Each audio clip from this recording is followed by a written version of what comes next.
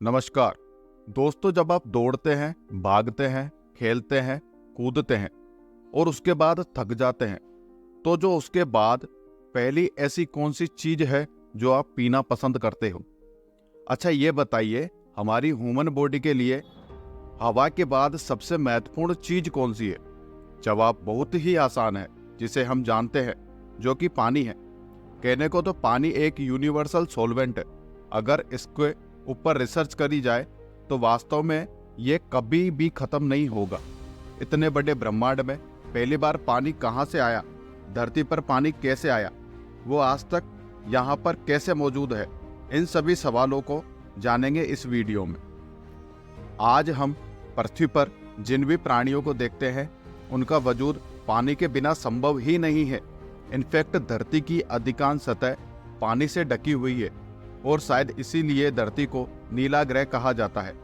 ऐसे में आपने कभी सोचा है कि जो पृथ्वी अपने जन्म के वक्त आग की धधकती हुई लपटों से झुलस रही थी, जिसके चारों ओर पिघले हुए लावा थे और उल्का पिंड जिस पर अपना कहर बरसा रहे थे, उस धरती पर इतना सारा पानी आया तो आया कहां से?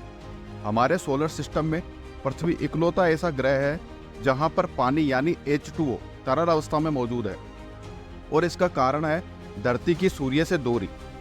धरती हैबिटेबल जोन में आती है, ना तो सूरज से ज़्यादा दूर और ना ही सूरज से ज़्यादा करीब। इसके अलावा धरती का एटमॉस्फेरिक प्रेशर भी पानी को तरल अवस्था में बनाए रखने के लिए जिम्मेदार है। लेकिन ये तो बात रही धरती का पानी क्यों तरल अवस्था में मौजूद है।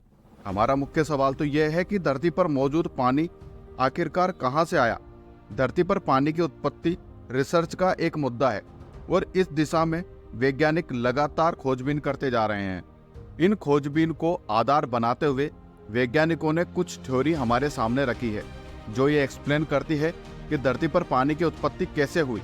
तो चलिए आज हम इस वीडियो में इसी सवाल का जवाब जानने की कोशिश करते हैं। दोस्तों, ये जानने से पहले धरती पर पानी कहाँ से आया, इससे पहले हमें यह जानना होगा कि ब्रह्मांड में पानी आखिरकार बना तो कैसे बना।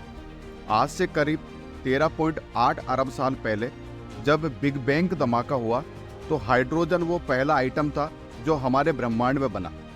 हाइड्रोजन के बाद हीलियम आइटम का फॉर्मेशन हुआ। इन्हीं दो एलिमेंट ने तारों की रचना की और हमारा पूरा ब्रह्मांड जगमगा उठा। अब जैसा कि हम जानते हैं कि जिस चीज की शुरुआत हुई है उसका अंत होना लाजमी ही है, तो ये तारे सुपरनोवा विस्फोट में नष्ट हो जाते हैं। आपको बता दें कि तारों की कोर में हद से ज़्यादा प्रेशर होने के कारण इनके अंदर नए नए एलिमेंट की रचना हुई है। यही एलिमेंट सुपरनोवा विस्फोट के दौरान तारों की कोर से निकलकर पूरे ब्रह्मांड में फैल गए। तारों की कोर में बनने वाले एलिमेंट में से एक एलिमेंट ऑक्सीजन भी था। अब जैसे जैसे ब्रह्मांड और बूढ़ा होता गया, यही ऑक्सीजन हाइड्रोजन के साथ मिलकर H2O कंपाउंड बनाती है। वही H2O कंपाउंड जिसके बिना आपकी और हमारी जिंदगी अधूरी है। ब्रह्मांड की रचना के अरबों सालों बाद हमारे सौर मंडल का निर्माण हो रहा था। उस वक्त सूर्य के आसपास डस्ट के बहुत सारे पार्टिकल्स फैले थे और उन डस्ट के पार्टिकलों के साथ H2O कंपाउंड भी मौजूद था।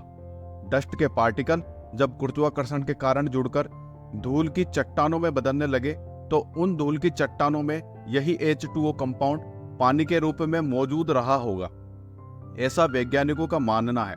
अब पानी का कंडेंसेशन टेम्परेचर हमारे सोलर सिस्टम के पथरीले ग्रहों में मौजूद बाकी अन्य एलिमेंट जैसे सिलिकॉन और आयरन से कम है। मतलब कि पानी सोलर सिस्टम में मौजूद बाकी अधिकतर एलिमेंट और मॉलिक्यूल के मुकाबले जल्दी भाप में कन्वर्ट हो जाता है। हमारे सोलर सिस्टम के शुरुआती समय में सूर्य और ग्रहों की रचना हो रही थी। तब सूरज के चारों तरफ प्रोटोप्लानेटरी डिस्क थी। प्रोटोप्लानेटरी डिस्क का वो एरिया जो सूरज के पास था और जहां पर पथरीले ग्रह बन रहे थे वो बेहद गर्म था। अब अगर उस समय पानी यानी H2O किसी रूप में रहा भी होगा तो भी क्योंकि पानी बहुत जल्दी भाप में बदल जाता है, तो जाहिर तौर पर उतने ज्यादा तापमान में धरती की बनावट के साथ धरती या किसी उल्का पिंड या चट्टान पर पानी तरल या बर्फ के रूप में इकट्ठा तो हुआ नहीं होगा। लेकिन सोलर सिस्टम के शुरुआत के कुछ अरब साल बाद जब ग्रह बन चुके थे और सूरज थोड़ा बूढ़ा हो चुका था, तब तापमान में इतनी गिरावट आ चुकी थी कि पानी बर्फ में बदलकर किसी पिंड पर एग्जिस्ट कर सकता था। सोलर सिस्टम के शुरुआती उस समय में वो एरिया जहां पर बर्फ एग्जिस्ट कर सकती थी उसे फ्रोस्ट कहा जाता है। ये फ्रोस्ट लाइन आज के समय सोलर सिस्टम के 2.7 एस्ट्रोनॉमिकल यूनिट से लेकर 3.1 एस्ट्रोनॉमिकल यूनिट के बीच में आती है। आपको बता दें कि एक एस्ट्रोनॉमिकल यूनिट धरती और सूरज के बीच की दूरी के बराबर होती है। एस्ट्रॉयड बेल्ट भी इसी फ्रोस्ट लाइन के अंदर आती है। इसका मतलब ये फ्रोस्ट लाइन के अंदर या फ्रोस्ट लाइन के बाहर पानी के मॉलिक्यूल किसी फॉर्म में एग्जिस्ट करते थे तो ये बर्फ बनकर इन पिंडों में मौजूद ही होंगे।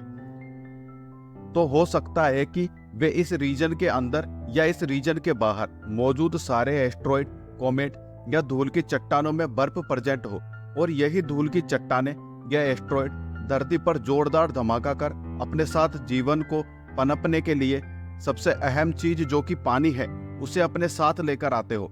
हालांकि ये पानी धरती पर कब आया था अभी इसकी कोई जानकारी नहीं है। अभी वैज्ञानिक इसका जवाब तलाश रहे हैं। एक हाइपोथेसिस के अनुसार आज से करीब 4.5 अरब साल पहले धरती अपने आसपास मौजूद बर्फीली धूल की चट्टान जिनमें पानी था उनके साथ और बड़ी होती गई।